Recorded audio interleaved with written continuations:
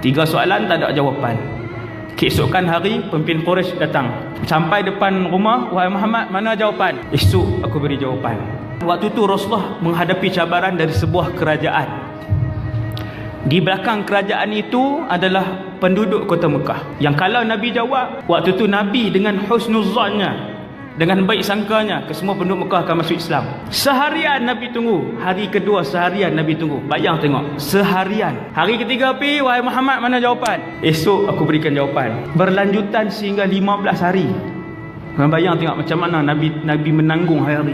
Akhirnya barulah turun, wa yas'alunaka 'an dzil qarnain. Ni, wahai Muhammad, mereka bertanya kepada kamu tentang Dzulqarnain. Qul, jawab, sa'atlu alaikum minhu dzikra. Wahai Muhammad, bagi tahu.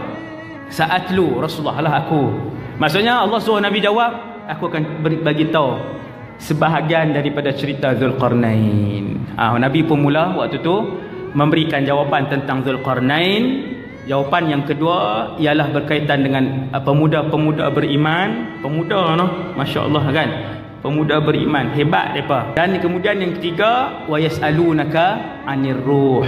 Qulir ruhu min amri rabbi. Wahai Muhammad, ruh adalah rahsia Tuhan. Tak ada siapa tahu ruh.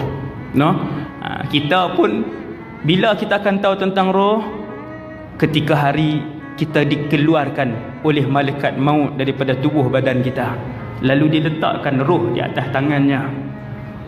Fi yadihi, Nabi kata dia letak ruh atas tangan dia. Waktu tu kita nampak ruh. Hak selama ni Allahu Akbar. Macam benda macam-macam lah yang akan kita tengok.